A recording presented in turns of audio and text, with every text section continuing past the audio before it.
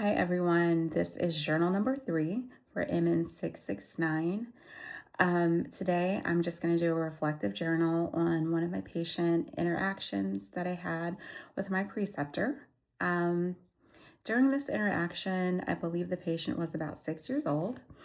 It was a little boy, around the age of 6. The mother noticed that he had some just different behavioral changes once his uncle, who was also living within the same residence as he and his mother, once he was released from prison. The patient um, only wanted to go to the bathroom by themselves. Were having difficulty with using the restroom at times.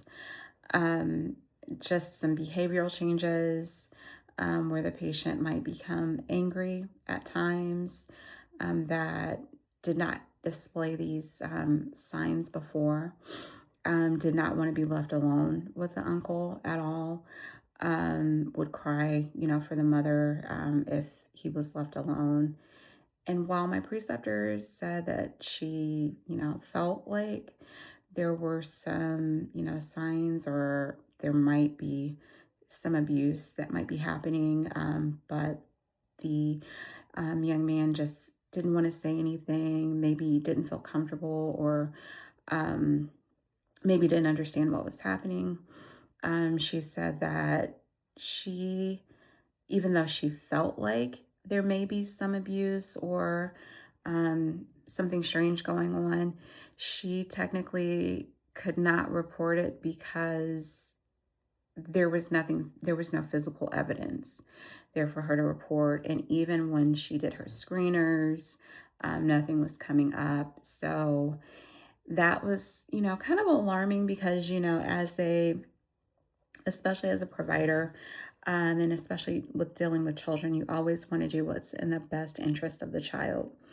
And it's just understanding that thin line of, where do you have to draw that line of, making sure that you're not overstepping your boundary, because you could be observing something that might not necessarily be there, even though you may have a gut feeling that it is. But if you don't have any proof, verbal, physical, you can't just, make up something and then it comes back on you that, these things were not happening.